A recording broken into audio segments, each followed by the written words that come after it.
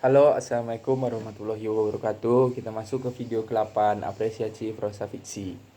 Baik, kali ini kita akan membahas tentang angkatan 66 terlebih dahulu. Kali ini kita akan membahas dua angkatan.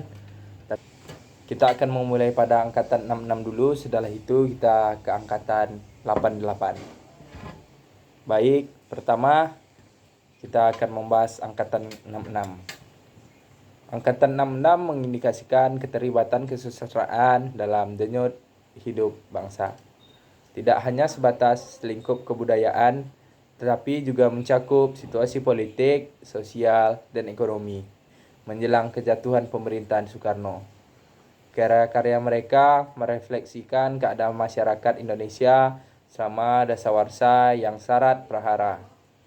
Karya-karya prosa dan puisi yang terbit selama 1960-an ini diseleksi dan dihimpun sebagai bunga rampai dengan kata pengantar kritis dari H.B. Jasin. Tak pelak lagi, buku ini bukan sekedar dokumentasi karya sastra, tetapi juga dokumentar sosial yang lebih artikulatif ketimbang arsip statistik yang ingin formal dan steril. Angkatan 66 mempunyai konsepsi Pancasila, mengemukakan protes sosial dan politik, dan membawa kesadaran nurani manusia yang bertahun-tahun mengalami kezaliman dan perkosaan terhadap kebenaran dan rasa keadilan, serta akan moral dan agama. Para pengarang yang termasuk Angkatan 66 katanya ialah mereka yang tatkala tahun 1945 berumur kira-kira 6 tahun dan baru masuk sekolah rakyat. Jadi mereka yang tahun 1966 kira-kira berumur 25 tahun. Mereka inilah yang telah giat menulis dalam majalah-majalah sastra dan kebudayaan sekitar tahun 55-an. Seperti Kesen, Siasat, Mimbar, Indonesia, Budaya dan Indonesia, Konfrontasi, Cerita Prose, Sastra, Basis, dan lain-lain. Baik, mungkin itu saja sekilas dari penjelasan angkatan 66. Selanjutnya kita masuk ke angkatan 88. Baik, sastra angkatan 80-an. Kelahiran sastra angkatan 80-an diwarnai dengan aturan-aturan yang ketat dan dipengaruhi oleh kegiatan politik. Angkatan 80-an lahir pada masa pemerintahan Soeharto era Orde Baru. Soeharto pada masa itu masih menduduki suatu jabatan di militer dan sebagai Presiden Republik Indonesia, sehingga pemerintahannya sangat kokoh dengan perlindungan dari militer.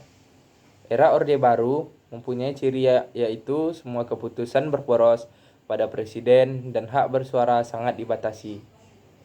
Ketika ada sebuah karya yang sifatnya dianggap provokasi, mengancam, melecehkan, menyinggung, dan merugikan, maka akan langsung ditindaklanjuti oleh Soeharto dengan segera.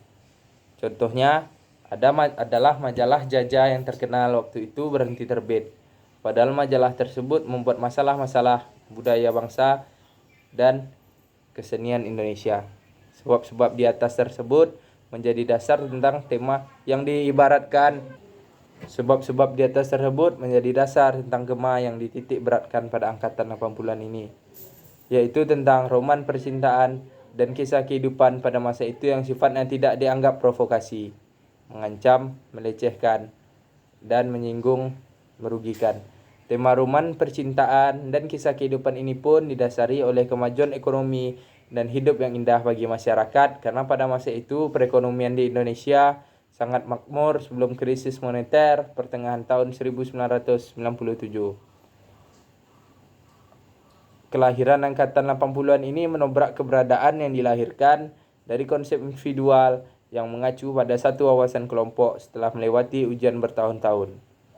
Kata bukanlah alat pengantar pengertian, tetapi adalah pengertian itu sendiri. Kata bebas menentukan diri sendiri, bebas dari penjajahan, dan bebas dari ide-ide.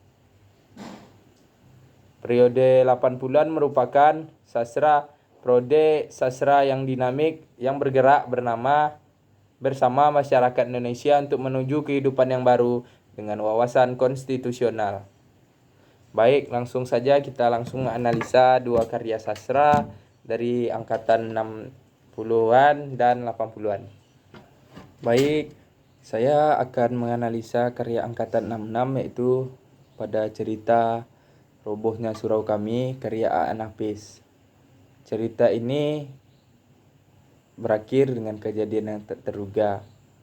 Teknik penceritaan A.A. Nafis yang tidak biasa pada saat itu. Tidak biasanya karena A.A. Nafis menceritakan suatu peristiwa yang terjadi di alam lain.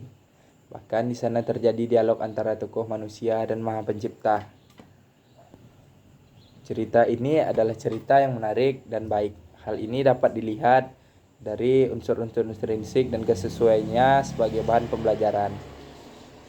Cerpen Roboh Surau Kami juga sangat cocok dan layak jika dijadikan bahan ajar dan pembelajaran karena bahasa yang digunakan mudah dipahami. Tokoh-tokohnya pun tidak selalu sulit untuk dipelajari. Selain itu, konflik-konflik psikologis yang muncul masih sesuai dengan perkembangan psikologis. Baik, kita akan membahas karya sastra angkatan 80-an selanjutnya. Baik, pada karya sastra angkatan 80-an saya akan membahas tentang novel Lupus. Novel Lupus. Pada novel ini menceritakan tentang seorang anak kecil bernama Lupus yang berusia 8 tahun. Ia adalah seorang anak yatim piatu. Pada novel ini kita dapat mengambil nilai-nilai baik yang terdapat di dalam novel ini. Novel ini merupakan cerita yang menarik dan menghibur. Cerita yang dituliskan oleh penulis merupakan cerita yang indah dan menyentuh. Penulis juga berhasil menggambarkan karakter dan tokoh dalam novel dengan baik dan detail. Penulis juga berhasil memperlihatkan kepada pembaca bagaimana seorang anak muda dapat menjadi seorang yang mandiri dan berpikiran mandiri. Novel ini juga berhasil memberikan pesan tentang pentingnya memiliki tekad untuk mencapai tujuan hidup. Secara keseluruhan, novel ini merupakan novel yang menghibur dan menyentuh dan dapat direkomendasikan kepada semua orang. Baik, mungkin itu saja yang dapat saya sampaikan pada video kali ini. Lebih dan kurang saya mohon maaf. Wabillahi taufiq wal hidayah. Assalamualaikum warahmatullahi wabarakatuh.